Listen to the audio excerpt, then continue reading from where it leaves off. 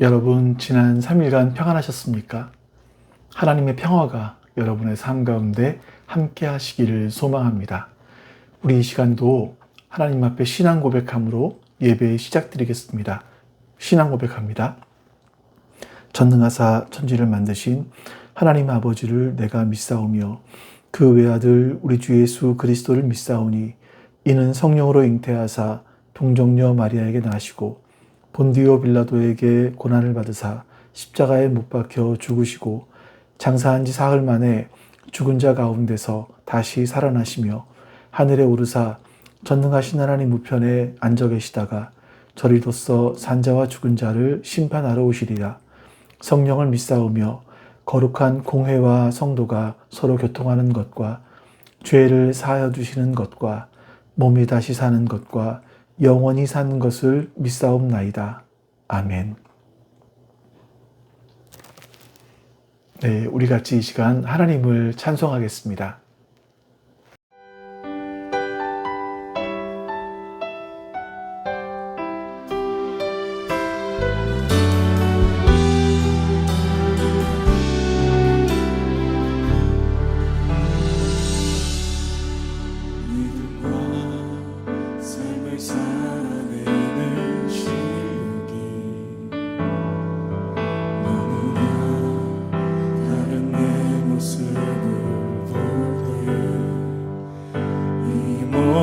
모습도 주가 사랑하실까 자신 없는 내 모습 그저 주님 앞에 있네. 나 같은 자도 사랑하여 주시고 한 번도 나를 떠나지 않으셨네. 속에 주를 작게 여긴 나 잊지 않으시고 내 손 잡아주시네. 오직 주님 안에 두려움 없네. 고난을 통해 날 만드심을 믿네. 주님만이 내 모든 것 되시네. 주의 강한 손 날 붙드시네. 오직 주님 안에 소망인데 내 삶을 통해 영광 받으시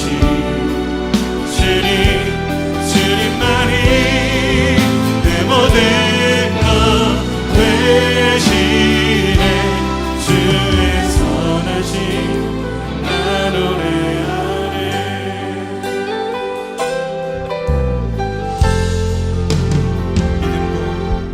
믿음과 삶을 살아내는 실력이 너무나 다른 내 모습을 볼 때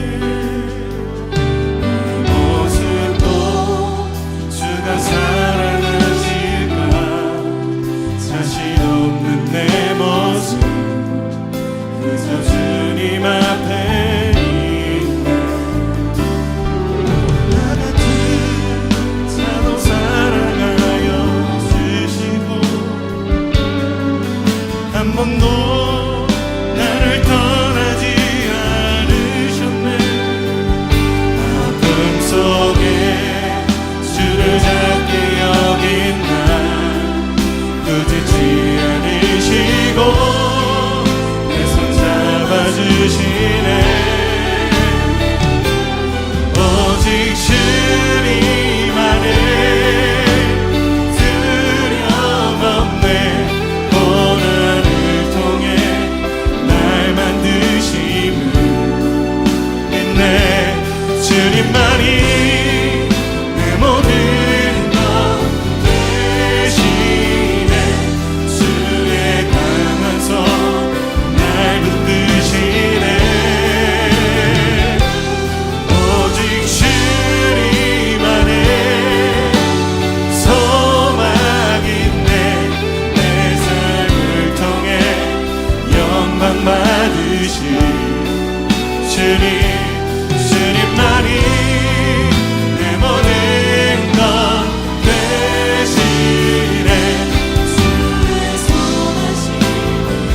맞습니다. 오직 주님 안에, 오직 주님 안에 들여놓네. 고난을 통해 날 만드신 믿네. 주님만이 내 모든 것 되시네. 주의 강한 손 날 붙드시네. 오직 주님 안에 소망 있네. 내 삶을 통해 영광 받으신 주님만이 내 모든 것 되시네. 주의 선하심, 주의 선하심, 주의 선하심, 주의 선하심, 주의 선하심 나 노래하네.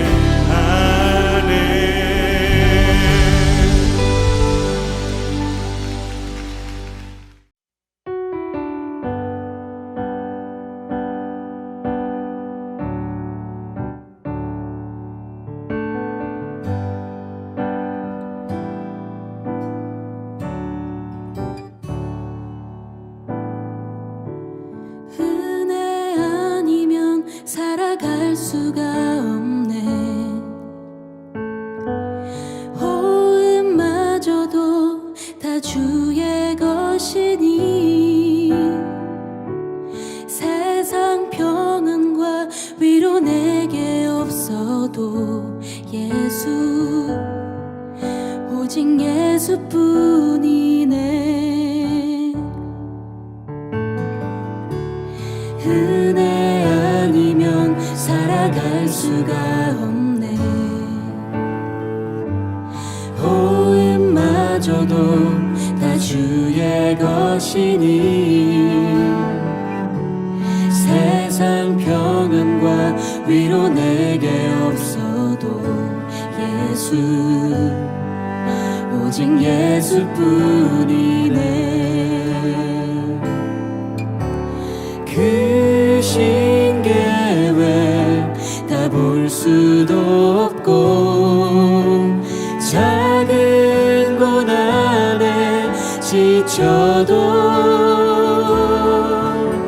주께 묶인 나의 모든 삶 버티고 견디게 하시네. 은혜 아니면 살아갈 수가 없네. 나의 모든 것 다 주께 맡기니 참된 평안과 위로 내게 주신 주 예수, 오직 예수뿐이네.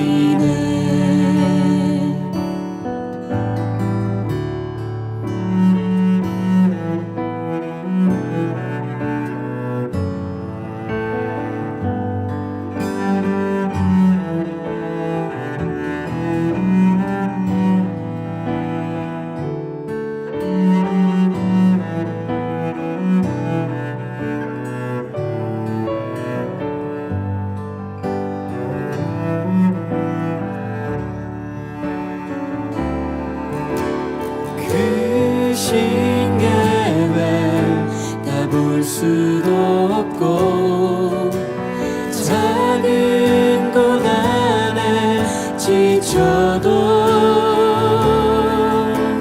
주께 묶인 나의 모든 삶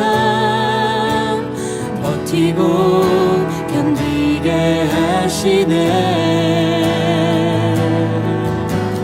그 신계획 다 볼 수도 없고 작은 고난에 지쳐도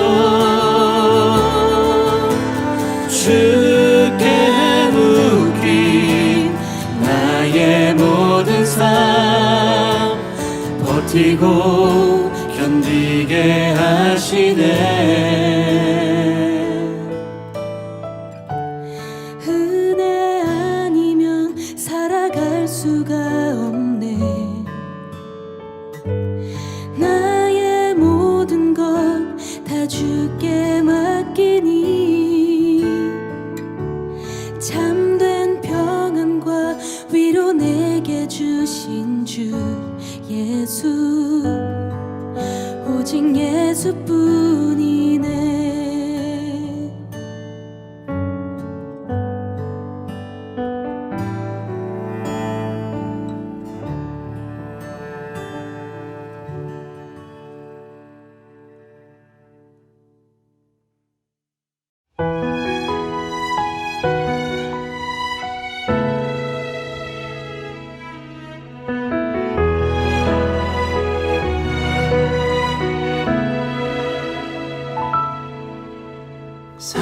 사람이 마음으로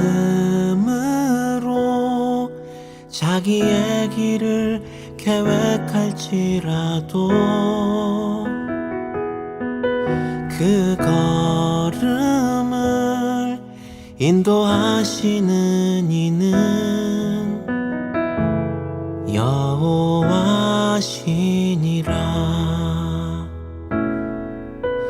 사람이 마음으로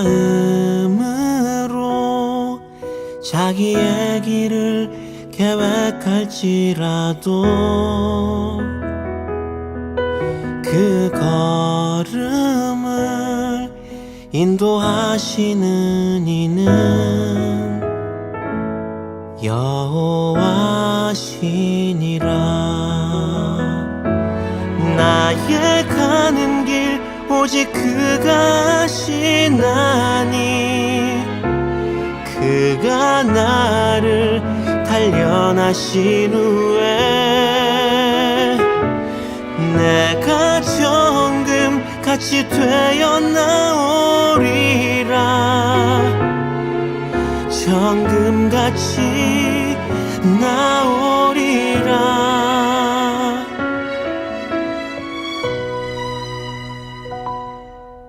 대저 사람의 모든 길은 하나님의 눈앞에 있나니 그가 그 사람의 모든 길을 평탄하게 하시느니라.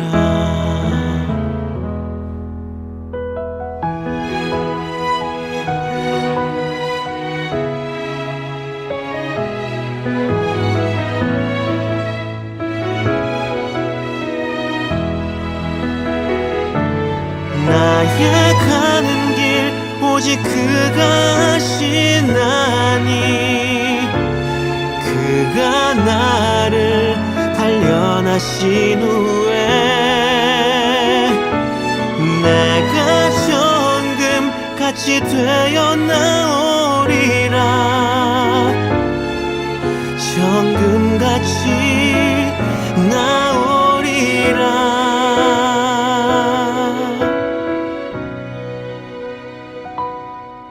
대저 사람의 모든 길은 하나님의 눈앞에 있나니 그가 그 사람의 모든 길을 평탄하게 하시느니라. 평탄하게 하시느니라.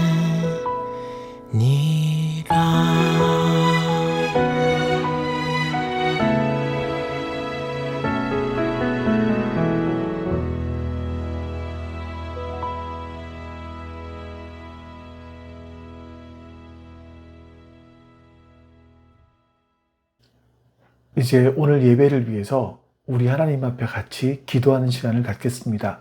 옆에 기도 제목을 참조하시면서 우리 같이 기도하겠습니다. 내 사랑이 내 백성을 포기 못하니 내 모든 것 내어주고 나 그들을 얻으리라. 여호와께 돌아가자. 우린 돌아서도 그는 변치 않네. 여호와께 돌아가자. 우린 넘어져도 그 사랑 영원하네.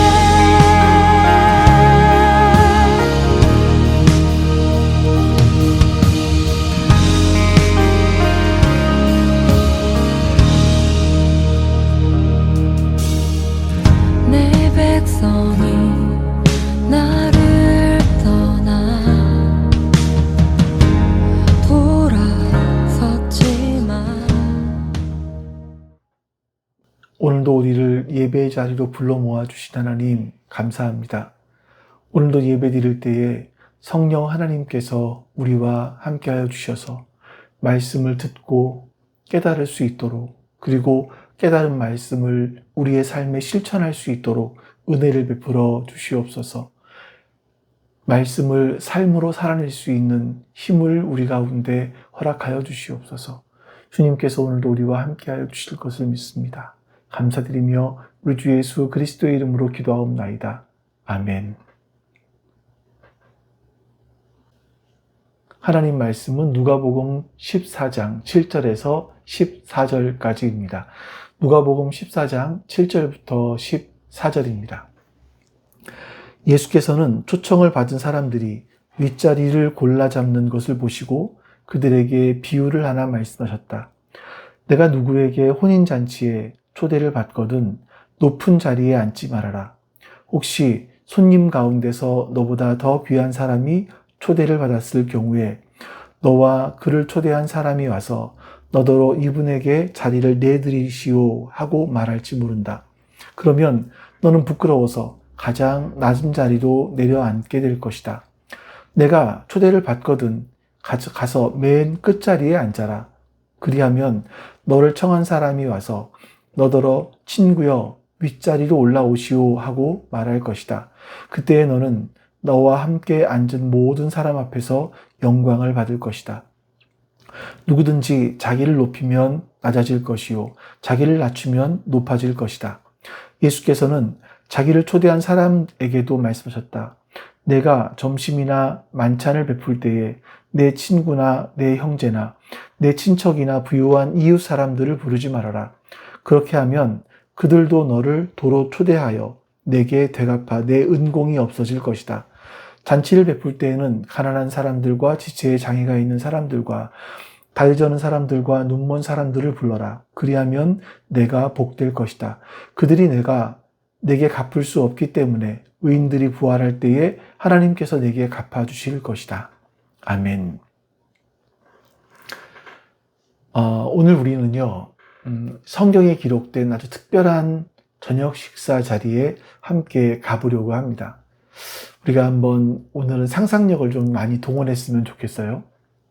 당대 최고의 종교 지도자로 존경받던 바리새인, 그 중에서도 가장 영향력이 있는 한 사람의 집이 오늘 본문의 무대입니다. 자, 그 으리으리한 집으로 들어가니까 은은한 등불이 잘 가꿔진 정원을 아주 아름답게 비추고 있죠.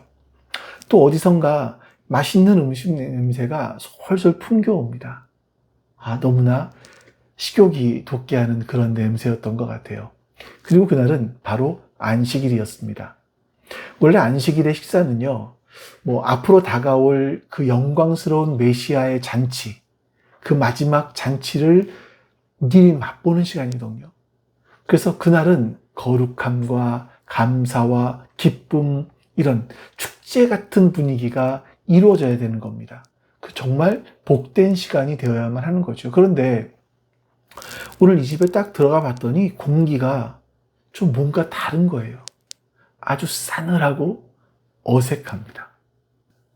자, 집안에 들어서니까 이미 도착한 손님들이 서로 대화를 나누고 있어요. 근데 다정한 대화라기보다 좀 뭔가 그 팽팽한 긴장감 이런 것들이 보이는 것 같습니다. 한번 그 지역을 둘러보니까 거기에는 그 지역의 유지도 앉아 있고요. 또 이쪽에는 율법이라면 모르는 것이 없는 율법 학자들도 앉아 있었습니다. 그들은 서로의 눈을 바라보면서 정중하게 인사를 했지만 그 눈빛 속에는 따뜻한 환대, 환영 이런 것보다는 어떤 좀 서로를 평가하려고 하는 미묘한 경쟁심 같은 게 그 안에 흐르고 있었던 겁니다. 그리고 그 사람들의 시선이 한 곳으로 집중되어 있었습니다. 바로 오늘 저녁에 초대받은 예수님을 향한 어떤 의심의 눈초리, 경계의 눈초리였던 거죠. 누가복음에서는요, 우리 지난주에 본 말씀입니다만 그들이 예수를 엿보고 있었다 이렇게 기록하고 있습니다. 자, 이 엿본다라는 말은요, 그냥 힐끗 쳐다보는 정도가 아닙니다. 헬라어 원문에 보면요, 마치 그 사냥꾼이 그 먹잇감이 혹시 작은 실수를 하지 않나? 그때를 놓치지 않기 위해서 숨죽여서 기다리고 있는 바로 그런 거예요. 그러니까 예수님의 흠을 잡기 위해서, 올무에 걸리게 하기 위해서 아주 매섭고 날카로운 눈초리로 예수님을 직시하고 감시하고 있었다 이렇게 표현할 수 있습니다. 예수님께서 메시아가 이 세상에 오실 것을 기다리고 있는 그런 축제의 장이, 기쁨과 감사의 장이 이런 안식일의 저녁 만찬이어야 되는데, 자, 이 자리는 예수님을 넘어뜨리기 위해서 치밀하게 설계된 함정이었고요. 보이지 않는 영적 전쟁터가 되어버린 겁니다. 자, 오늘 이렇게 좀 긴장감 있는 이런 장면에서 설교를 시작하는 이유는요. 예수님께서 가르쳐 주신 말씀들은 결코 평화롭고 어떤 아무런 침략도 할 수 없는 진공 상태와 같은 그런 때에 선포된 것이 아닙니다. 예수님의 말씀은 언제나 우리의 삶의 가장 치열하고 복잡한 현실, 관계의 갈등과 어떤 사회적인 압박감, 또 우리 마음속 깊이 숨겨져 있는 욕망들, 이 욕망이 막 들끓고 서로 경쟁하고 있는 그 현장에서 예수님께서 예리하게 보시고 말씀하시는 거죠. 오늘 우리는요, 2000년 전에 이 불편한 식탁 자리에 함께 앉아보는 겁니다. 그 이유는요, 이 말씀이 그냥 박물관에 박제되어 있는 낡은 교리가 아니라 오늘날 나의 삶의 한복판에 살아 움직이는 하나님의 음성이라는 것을 깨닫기 위해서입니다. 자, 이런 살얼음판 같은 분위기 속에서 예수님 앞에 한 사람이 서 있어요. 우리 지난주에 봤습니다만 수종병, 그러니까 지금의 의학 용어로는 부종이라고 할 수 있겠죠. 이게 몸에 물이 차는 거죠. 그래서 비정상적으로 몸이 퉁퉁 붓는 병을 말합니다. 이 사람은 그 바리새인 중에서 최고의 지도자가 베푸는 잔치에 초대를 받았을 가능성은 굉장히 적습니다. 왜냐하면 이 당시 사람들은요, 어떤 이런 중병에 걸렸다라는 것은 사람들이 모르는 하나님께 범죄함이 있었기 때문에 하나님께서 그 사람을 심판하시는 것이다, 하나님의 저주를 받은 것이다, 이런 생각을 했기 때문에 자신들과 같이 하나님의 말씀을 가르치는 고귀한 사람들이 식사하는 자리에 이런 죄인을 초대할 이유는 없었을 겁니다. 아마 이 사람들은 이 죄인을 예수님 앞에 데려다 놓음으로 말미암아 예수님이 안식일의 법을 어기는지 어기지 않는지 그것을 알아보기 위해서 의도적으로, 그러니까 미끼를 하나 갖다 놓은 거라고 볼 수가 있겠죠. 근데 예수님은 이제 그들의 의도를 다 아시죠. 그리고 먼저 그 사람의 육체의 병을 깨끗하게 고쳐주십니다. 그리고 그 치유를 시작으로 해서 이제 그 자리에 앉아있던 영적인 수종병, 즉 교만이나 자기 중심성이나 이런 걸로 가득 차서 막 부풀어 있는 그 부풀어 오른 그 마음의 정면으로 말씀하시는 거예요. 예수님의 시선이 식탁에 앉아있는 사람들 하나하나에 머뭅니다. 그리고 누가복음 14장 7절에서 바로 그 풍경을 그려내요. 우리 7절 말씀을 같이 한번 보겠습니다. 예수께서는 초청을 받은 사람들이 윗자리를 골라 잡는 것을 보시고 그들에게 비유를 하나 말씀하셨다. 예수님은요, 그들의 외적인 지위 이런 걸 말씀하시는 것이 아니라 겉모습만 보고 말씀하시는 것이 아니라 그들의 행동 깊은 곳에 숨겨진 동기, 그 마음의 중심, 이거를 꿰뚫어 보면서 말씀하시는 거예요. 우리가 이제 고대 중동의 문화를 좀 알아야 되는데, 고대 중동의 문화는요, 문화에서 식탁의 자리, 이건 굉장히 중요했습니다. 식탁에서 어느 자리에 앉느냐, 이것이 곧 사회적 지위, 명예, 이런 것들을 보여주는 굉장히 중요한 지표가 되기도 합니다. 그러니까 주인의 옆자리에 가까울수록 그 사람은 더 중요한 사람이고요. 문에서 가까울수록 그 사람은 더 별 볼 일 없는 사람으로 그 당시는 생각을 했습니다. 그러니까 이 잔치 자리에 참석한 사람들은요, 어떻게든 주인 옆자리에 앉기 위해서, 주인과 가까운 자리에 앉기 위해서 경쟁을 했겠죠. 어쩌면 이건 살아남기 위한 처절한 몸부림과도 같았을 것 같습니다. 자, 근데 여러분, 이게 지금 우리들의 모습과 너무나 닮아 있지 않을까요? 2000년 전에 유대의 어느 저녁 식사에서 벌어진 이 풍경은요, 시간을 2000년을 뛰어넘어서 오늘을 살아가는 우리의 모습 속에 매일같이 벌어지고 있는 그런 모습과도 같은 것 같아요. 자, 우리는 인정받고 싶어요. 내 존재가 가치 있다고 인정받기를. 내가 쏟아붓고 있는 노력이 의미가 있다고 사람들에게 인정받기를. 다른 사람들이 저 사람은 괜찮은 사람이야. 저 사람은 정말 중요한 사람이야. 이렇게 인정해 주기를 우리는 갈망합니다. 여러분, 이런 갈망 자체가 나쁘다, 이렇게 말할 수는 없겠죠. 근데 문제는 우리가 이 인정을 어디서, 그리고 어떻게 얻으려고 하는가, 여기에 달려있는 겁니다. 우리는 너무나 자주 나를 만드신 하나님이 아닌 다른 사람들로부터 세상이 정해놓은 기준으로 나의 가치를 확인받기 위해서 애를 씁니다. 오늘날 높은 자리가 뭘까요? 아마 회사에서 더 높은 직책을 받는 것일 수도 있겠고요. 남들보다 더 넓은 아파트, 더 이름 있는 아파트, 더 비싼 자동차, 내 자녀가 다니고 있는 대학, 내 자녀의 직장, 이런 거. 그 이름, 이런 것들이 나의 높은 자리가 되기도 하죠. 젊은 분들 같은 경우는 내가 운영하는 어떤 SNS 계정의 팔로우 숫자, 내가 올린 게시물의 좋아요가 달린 개수, 이것으로 자신의 가치를 증명하는 척도로 삼기도 합니다. 자, 조금만 더 솔직해져 볼까요? 교회 안에서 똑같습니다.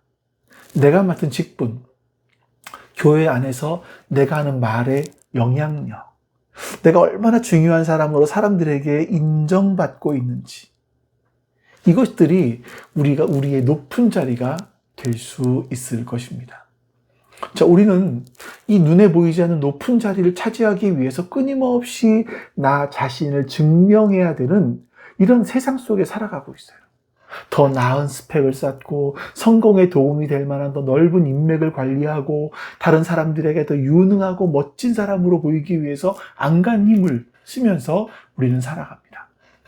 그 끝없는 무한 경쟁의 시스템 속에서 우리는 정말 서서히 지쳐가요. 그러다 보니까 우리의 마음속에는요, 불안함이 있고요. 도태될까 하는 불안함, 또 다른 사람과 비교하는 비교의식, 이것들이 막 우리 마음속에 쭉 깔려 있는 겁니다. 나보다 앞서가는 사람을 보면 조급해져요. 뒤처지는 나 자신을 보면서 나는 왜 이러지? 이거밖에 안 되지? 자책하기도 합니다. 여러분, 어느 순간 사람들과의 관계마저도 나의 성공을 위한 수단으로 생각하게 될 때가 우리 안에 생기게 됩니다. 마음을 나누는 진정한 교제보다 인맥 관리를 하는 거죠. 이걸 우선시하는 거죠. 아무 조건 없는 나눔보다 내가 이렇게 했을 때 나에게 어떤 이익이 돌아올까? 이걸 계산하는 어떤 투자와 같은 것들을 먼저 우리는 생각을 하는 겁니다. 자, 이것이 바로 2000년 전에 바리새인들의 식탁에서 벌어졌던, 그리고 오늘 우리의 삶이라고 하는 식탁에서 매일매일 벌어지고 있는 높은 자리를 쟁탈하고자 하는 우리의 진짜 모습들입니다. 우리는 모두 자기 자신의 가치를 스스로 증명하기 위해서, 스스로의 힘으로 쟁취하기 위해서 애를 씁니다. 그러다가 이 수종병 환자처럼 세상의 것으로 가득 차서 영적으로 잔뜩 부풀어 오른 사람들이 되어가고 있는지도 모르겠습니다. 자, 바로 그 치열한 경쟁의 한복판을 향해서 예수님께서 조용하게 입을 여시는 거예요. 예수님은 우리의 문제를 날카롭게 진단하시는 걸 넘어서 하나님 나라에 대한 하나님 나라의 새로운 질서, 하나님 나라의 새로운 삶의 방법, 이런 것들을 우리에게 말씀하십니다. 자, 이 말씀은요, 새로운 처세술을 말씀하시는 것도 아니고 겸손하게 살아라, 이걸 말씀하시는 것이 아니에요. 윤리적인 교훈, 이런 것들이 아닙니다.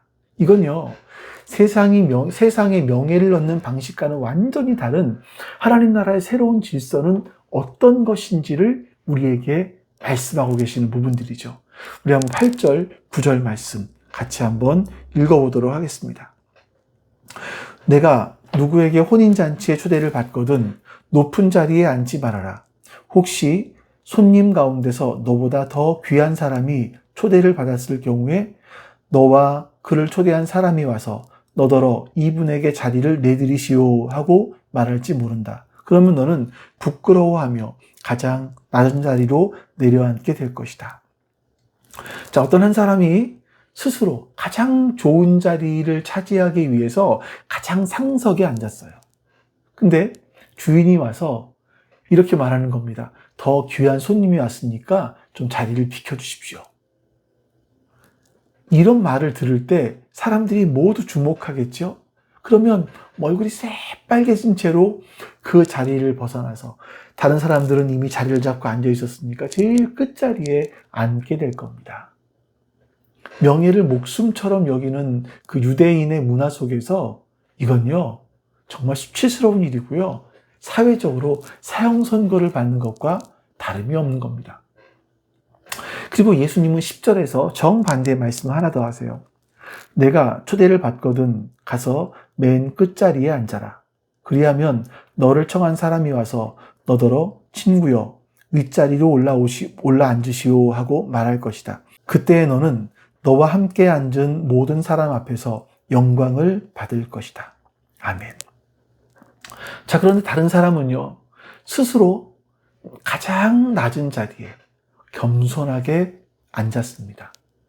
그러자 잔치의 주인이 와서 그 사람을 찾아와서 모든 사람이 보는 앞에서 친구요, 이리 와서 더 좋은 자리에 앉으십시오 라고 말을 해준다는 거죠. 나를 높여준다는 겁니다. 여러분, 그러면 얼마나 영광스러운 일이겠습니까? 자, 여러분, 이제 이 두 비유의 핵심적인 차이가 뭘까요? 그것은요, 바로 명예의 주권, 즉 내 자리를 결정하는 분이 누구신가라는 겁니다. 바리새인들의 세계, 그리고 오늘날 우리가 살아가는 이 세상에서의 명예, 그리고 자리는요, 내가 노력해서 내가 쟁취하는 겁니다. 내 능력, 내 노력, 내 가치를 스스로 판단하고요, 주장해서 기어코 얻어내야 되는 전리품과 같은 거죠. 근데 예수님께서 보여주시는 하나님 나라의 명예는 철저하게 주인이 주시는 선물인 거예요. 내 자리를 결정하는 최종 권한이 나에게 있는 것이 아니라 잔치의 주인이신 하나님 아버지께 있다. 이거를 말씀하시는 거죠.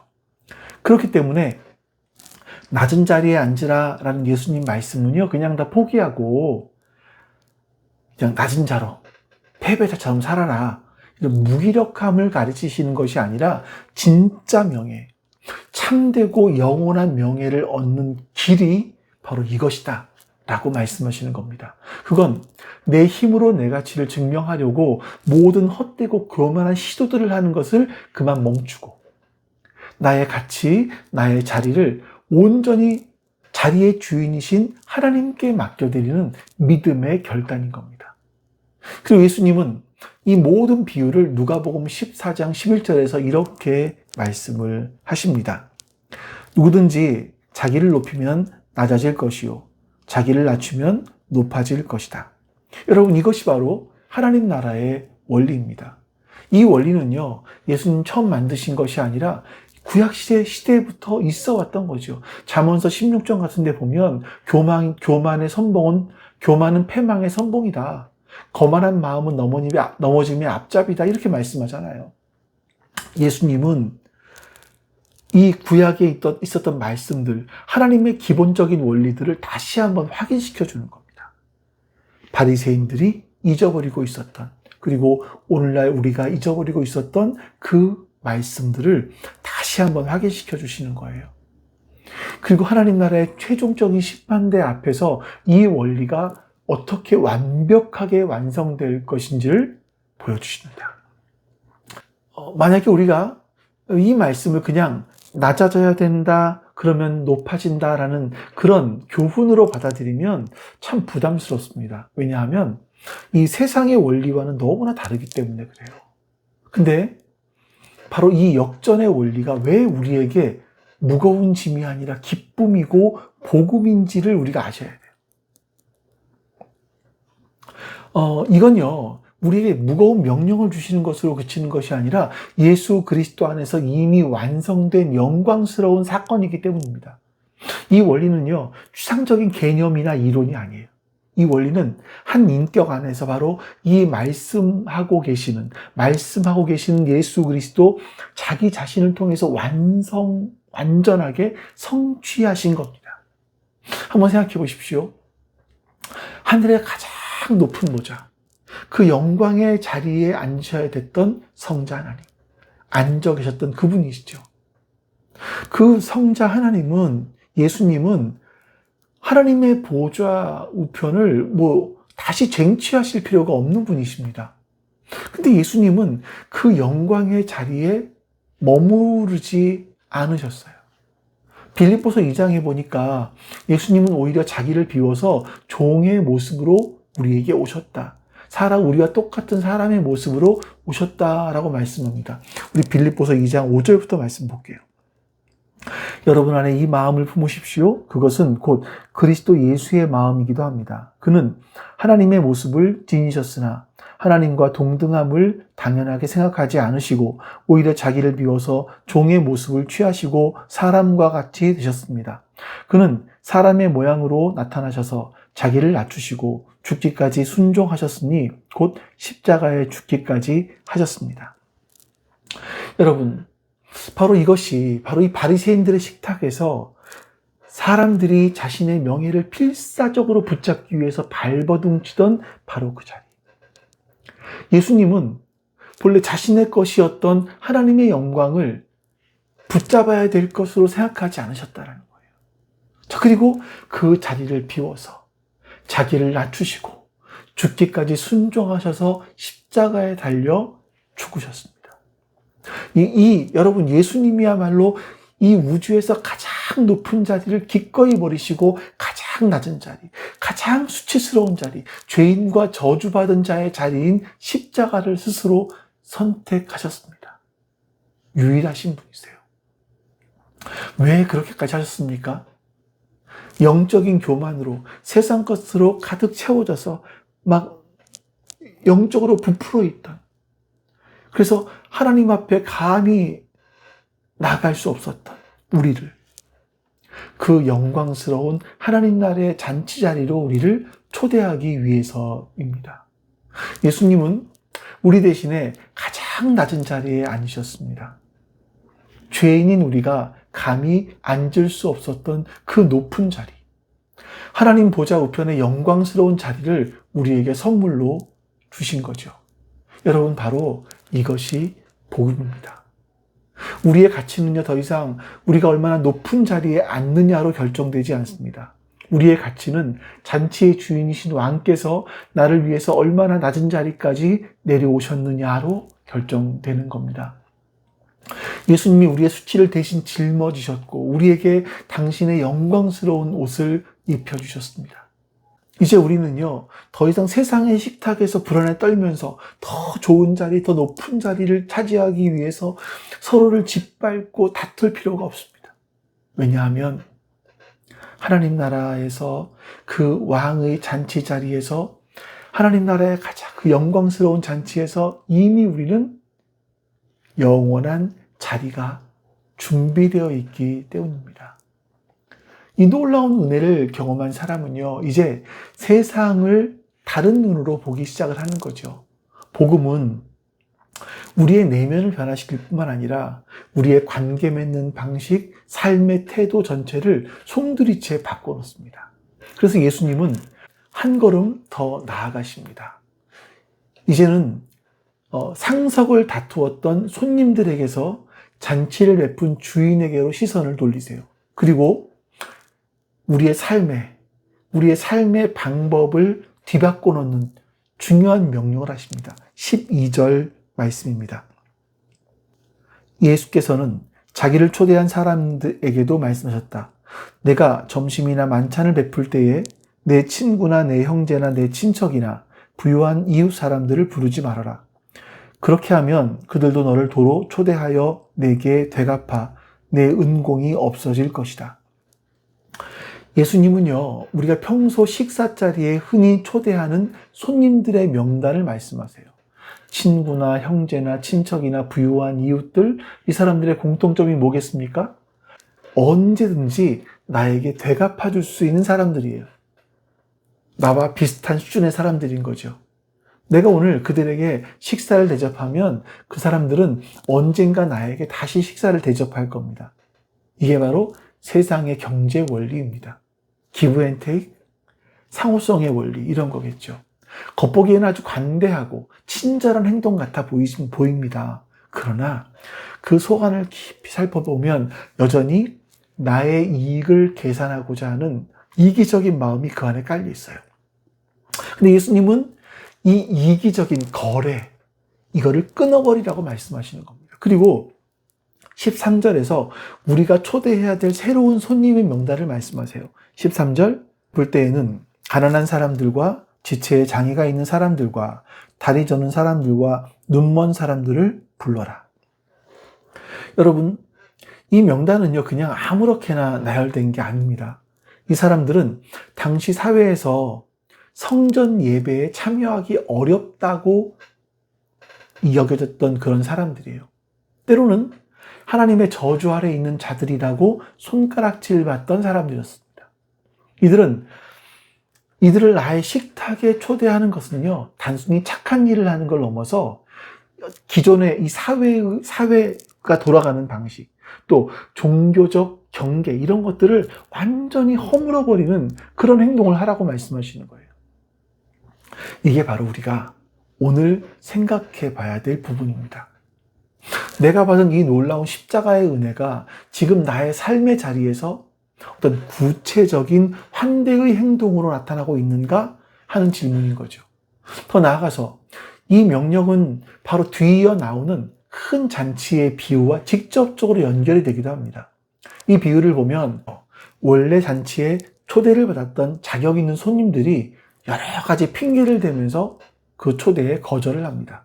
그러자 이 잔치의 주인은 종에게 어서 나가서, 골목으로 나가서 가난한 사람들, 몸이 불편한 사람들, 맹인들, 저는 사람들, 이런 사람들을 데려오라, 이렇게 말씀하세요. 오늘 본문의 명단과 똑같습니다. 예수님은요, 지금 우리에게 이렇게 도전하고 계시는 겁니다. 너희가 장차 경험하게 될 그 하나님 나라의 잔치, 그 실제를 지금 여기 바로 너희 식탁에서 구현해내라. 그러면 살아라. 말씀하시는 거죠. 자, 우리의 식탁을요, 하나님 나라의 살아있는 예고편으로 만들라는 어떤 예언자적인 부르심인 겁니다. 그리고 그 부르심의 마지막에는요, 정말 놀라운 약속이 담겨 있습니다. 14절입니다. 그러면 내가 복될 것이다. 그들이 내게 갚을 수 없기 때문에 의인들이 부활할 때에 하나님께서 내게 갚아주실 것이다. 자, 여러분, 이것이 바로 세계의 경제학과 다른 은혜의 경제학입니다. 세상은요, 즉각적인 보상을 기대하면서 투자합니다. 하지만 하나님 나라는 영원한 보상, 이걸 약속하신 그 하나님을 신뢰하며 오늘의 사랑의 씨앗을 뿌리는 거죠. 내가 베푸는 식탁이 더 이상 나의 사회적 지위 이런 것들을 과시하거나 나의 인맥을 관리하는 자리가 아니라 내가 받은 하나님의 그 차별 없는, 조건 없는 그 놀라운 환대를 다른 사람들에게 흘려보내는 복의 통로가 되는 것입니다. 이것이야말로 내가 정말 낮은 자리의 비밀을 깨달았는지를 증명하는 가장 확실한 시금석이라고 말할 수 있을 겁니다. 여러분, 오늘 우리는 어떤 식탁에 앉아 있습니까? 여전히 세상의 가치관이 지배하는 보이지 않는 상석, 이걸 쟁탈하기 위해서 치열하게 싸우고 있는 바리새인의 식탁입니까? 아니면 나를 위해서 가장 낮은 자리로 오신 주님께서 친히 차려주신 은혜의 식탁입니까? 주님의 은혜의 식탁에 초대받은 우리는요, 더 이상 다른 사람과 나를 비교하면서 불안해할 필요가 없습니다. 왜냐하면 우리는 이미 하나님께 창조하신 이 우주에서 가장 존귀한 자로 인정을 받고 있기 때문에 그렇습니다. 더 이상 나의 가치를 증명하기 위해서 하루하루 안간힘을 쓰면서 살아갈 필요가 없습니다. 왕이신 그분이 십자가 보혈로 나의 가치를 영원히 증명해 주셨기 때문이에요. 자, 이제 우리는 감사, 감격 속에서 우리의 삶이라는 식탁을 다른 사람들을 위해서 기꺼이 내어줄 수가 있어야만 합니다. 자, 여러분, 혹시 여러분의 마음속에 초대하고 싶지 않은 손님의 명단이 있지는 않으십니까? 어쩌면 우리 주변에 외로운 이웃일 수도 있고요. 경제적으로 어려움을 겪고 있는 동료일 수도 있고, 또 나의 생각과 너무나 다른 불편한 사람일 수도 있습니다. 혹은 그냥 왠지 마음이 가지 않는 좀 불편함을 느끼는 그런 사람일 수도 있겠죠. 예수님은요, 바로 그들을 우리의 삶으로, 나의 식탁으로 초대하라고 우리에게 말씀하십니다. 그 초대를 통해서 우리의 가정과 우리의 교회가 장차 완성될 하나님의 나라의 잔치를 미리 맛보는 작은 천국이 될 것입니다. 자리다툼으로 가득 찬 이 세상의 식탁에서 이제는 일어나십시오. 우리를 위해 기꺼이 당신의 자리를 내어주시고 이제는 우리를 당신의 영광스러운 잔치에 초대해 주시는 여러분 주님을 바라보시길 바랍니다. 그리고 그 주님과 함께 세상이 외면하고 소외시킨 이들을 우리의 식탁으로 초대한 그 거룩하고 복된 그 일을 여러분과 제가 함께 할 수 있기를 예수 그리스도의 이름으로 축원합니다. 자, 이 시간 우리 오늘 하나님께서 주신 말씀, 그 말씀을 가지고 다시 한번 또 우리 기도하겠습니다. 우리 기도합니다.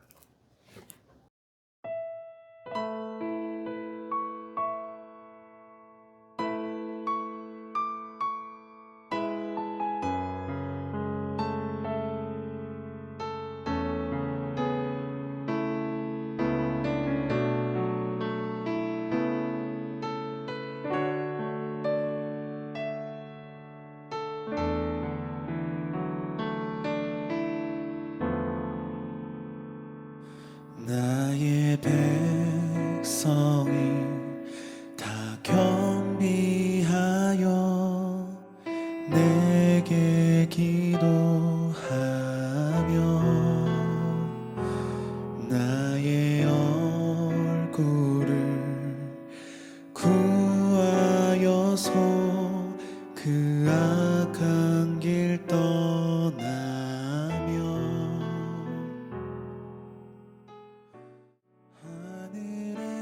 입에서 듣고 죄를 사하며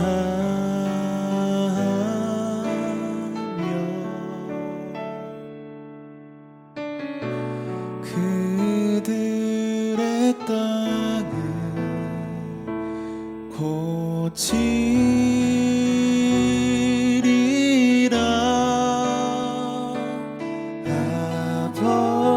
아버지여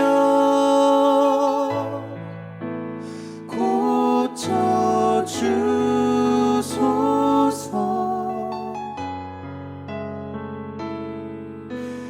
이 나라 주의 것 되게 하소서.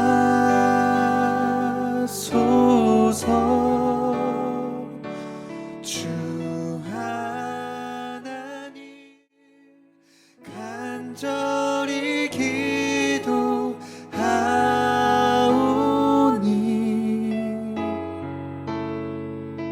상한 이 땅 새롭게 하소서.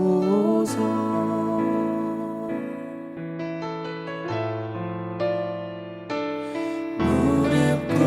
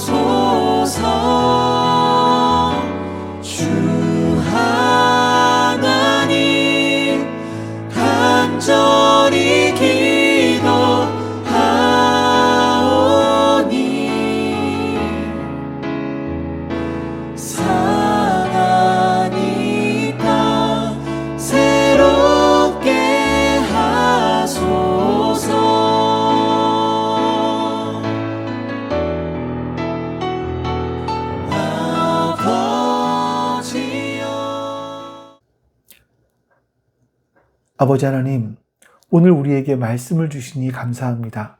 이 말씀이 우리의 삶의 이정표가 되게 해주시옵소서. 어찌 살아가야 되는지, 세상에서 세상과 다른 방식으로 어떻게 살아가야 되는 것인지 우리가 깨닫게 해주시옵소서. 그리고 깨달은 이 말씀대로 우리의 삶을 살아갈 수 있도록 주님 도와주시옵소서. 이 말씀을 우리가 살아냄으로 말미암아 참으로 주님께 복된 자다라고 칭찬받을 수 있는 우리가 될 수 있도록 주님 은혜 베풀어 주시옵소서. 감사드리며 우리 주 예수 그리스도의 이름으로 기도하옵나이다. 아멘. 하늘에 계신 우리 아버지여, 이름이 거룩히 여김을 받으시오며 나라가 임하시오며 뜻이 하늘에서 이루어진 것 같이 땅에서도 이루어지이다. 오늘 우리에게 일용할 양식을 주시옵고 우리가 우리에게 죄 지은 자를 사하여 준 것 같이 우리 죄를 사하여 주시옵고 우리를 시험에 들게 하지 마시옵고 다만 악에서 구하시옵소서. 나라와 권세와 영광이 아버지께 영원히 있사옵나이다. 아멘.